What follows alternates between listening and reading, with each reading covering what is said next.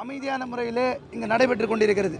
இந்த நேரத்தில் சென்னை மாநகராட்சி தமிழ்நாடு அரசு சார்பிலே இவர்களாகவே ஜோடித்து ஒரு மனுதாரரை நியமித்து இன்றைக்கு சென்னை உயர்நீதிமன்றத்தினுடைய தலைமை நீதிபதி முன்பு இன்றைக்கு 11வது வழக்காக இந்த இடத்திலே சட்டத்துக்கு புறம்பாக இருக்கிறார்கள்.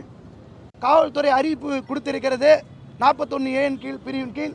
அதன்படி நடவடிக்கை எடுக்க வேண்டும் என இவர்கள் செட் செய்து இவர்கள் ஏற்பாடு செய்து இவர்கள் மூலமாக மனு தாக்கல் செய்யப்பட்டிருக்கிறது. பொதுநல வழக்காக எந்த பொதுமக்களும் புகார் தரல.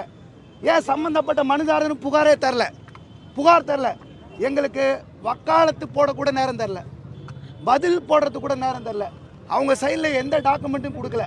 இதெல்லாம் கொடுக்காமலே இன்றைக்கு சட்டப்படி தான் நீங்கள் போராட முடியும், சட்டத்துக்கு உட்பட்டு போராட முடியலன்னா நீங்கள் 41A கீழே நடவடிக்கை எடுங்கன்னு சொல்லியிருக்காங்க.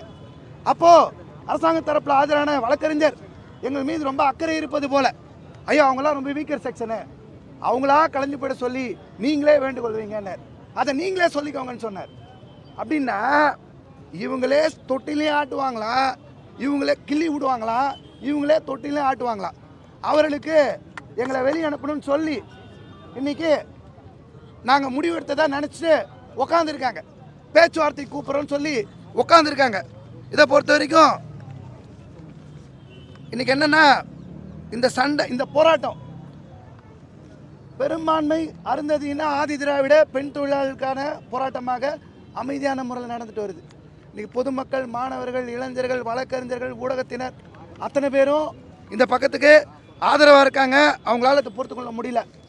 நாங்கள் எங்களை கைது பண்ணால் கைது செய்கிறதுக்கு நீங்கள் முடிஞ்சால் கைது பண்ணுங்கள். இப்பயும் சொல்கிறோம், கைது பண்ணுங்கள். எங்களை காப்பாற்றுவாங்க, மாணவர்கள் காப்பாற்றுவாங்க, இளைஞர்கள் காப்பாற்றுவாங்க, தொழிலாளர்கள் காப்பாற்றுவாங்க, பெண்கள் காப்பாற்றுவாங்க, ஊடகத்துறையினை காப்பாற்றுவாங்க. உங்ககிட்ட நாங்கள் நம்பிக்கையாக எங்கள் கோரிக்கையை விட்டுட்டு நாங்கள் நிற்கிறோம். தமிழ்நாடு அரசுக்கு, சென்னை மாநகராட்சிக்கு ராமிரெட்டி கான்ட்ராக்டர் தான் முக்கியமாக.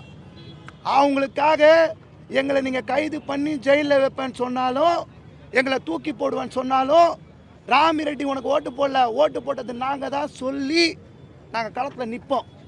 ஒருபோதும் பின் ஒதுங்குவதோ, பயப்படுவதோ, கலைஞ்சு போகிறதோ நாங்கள் செய்ய மாட்டோம். ஒருபோதும் பயப்பட மாட்டோம்.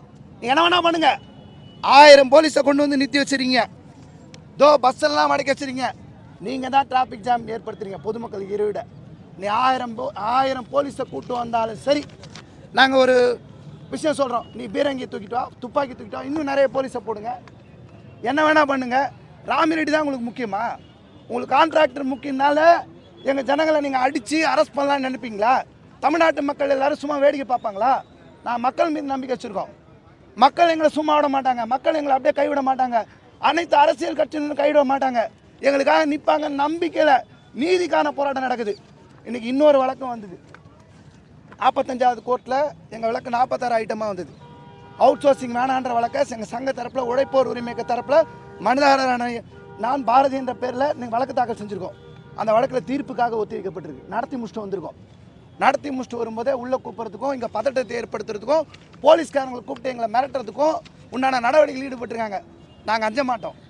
இவ்வளோ நாள் பேச்சுவார்த்தைக்கு வராதவங்க இன்னும் திடீர்னு வந்து எங்கள் மேலே பாசம், அக்கறை, எங்களை வெளியே அனுப்பணுன்னா நீங்கள் இங்கேருந்து வெளியே போங்க. அவங்க கோர்ட்டில் சொல்கிறாங்க, நாங்களாக அவங்கள வந்து துரத்த மாட்டோம், எதுவும் பண்ண மாட்டோம், அவங்களா கொஞ்சம் போயிட்டு சொல்லுங்கள், நாங்கள் ரிக்வஸ்ட் பண்ணுறோம். தலைமை நீ சொன்னார், அவங்கக்கிட்ட நீங்கள் பேசிக்கோங்க, அவங்ககிட்ட போய் நீங்கள் ரிக்வஸ்ட் பண்ணுங்கன்றார். ஆனால் ஒன்று, எங்களுக்கு எந்த வாய்ப்பும் தரல. கோர்ட்டில் எங்கள் தரப்பை சொல்வதற்கு எந்த வாய்ப்பும் தராமலே எங்களை கொண்டு வரணும்னு பார்க்குறாங்க. நாங்கள் வந்து போலீஸ் இங்கே ஏதாவது அரெஸ்ட் பண்ணாங்கன்னா, ஏதாவது நடவடிக்கை எடுத்தாங்கன்னா, இங்கே உள்ள பெண் தொழிலாளர்களுக்கு உயிருக்கு ஆபத்தோ உடலுக்கு ஆபத்தோ ஏற்பட்டால் இந்த சென்னை மாநகராட்சியினுடைய ஆணையர், இங்கே இருக்கக்கூடிய அமைச்சர் சேகர் பாபு அவர்கள், மேயர் அவர்கள், துணை மேயர் அவர்கள், இங்கே போலீஸ் டிபார்ட்மெண்ட்டில் யார் யார் உயர் அதிகாரிகள் இருக்காங்களோ அத்தனை பேர் இதுக்கு பொறுப்பு.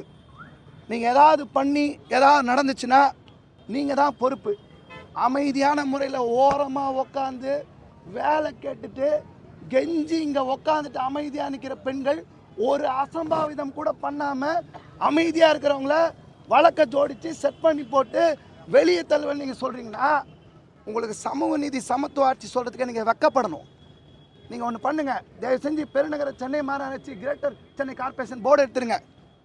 ராம்கி என்விரோ சொல்யூஷன் அப்படின்னு பேரை வைங்க. அர்பேசர் சுமித்னு பேரை வைங்க. 7 மண்டலத்தில் 3 மண்டலத்தில் அவங்களுக்கு கொடுத்துட்டீங்கன்னு பெருமையாக பேசுறீங்க. எங்ககிட்ட இருந்தால் இந்த சலுகை இருக்காது, அவங்க கிட்டே போனால் எல்லா சலுகையும் கிடைக்கிறீங்க. வெக்கமே இல்லாமல் சொல்கிறீங்க. தயவு செஞ்சு இந்த பேரை மாத்திர வேண்டுகோளை தமிழ்நாடு அரசுக்கு நான் முன்வைக்கிறேன். எங்கள் சார்பாக பேரை மாற்றிருங்க தயவு செஞ்சு. அர்பேசர் சுமித்தா இது ஆஃபீஸு, இது தொழிலாளிகளுக்கு சொந்தம் இல்லை அப்படின்னு பேர் வச்சுருங்க. இறுதியாக ஒரு விஷயம் மட்டும் நான் சொல்லிக்கிறேன். தமிழ்நாடு முதல்வருடைய தந்தை மாண்பு முன்னாள் முதல்வர்கள் அவர் பராசக்தியில் ஒரு வசனம் எழுதியிருக்காரு. மடி நிறைய பணமும் மனம் நிறைய இருளும் உள்ளவர்களால் எளிய மக்கள் ஓடினான் வாழ்க்கையின் எல்லைக்கே ஓடினான் அப்படின்னு சொல்லுவாங்க.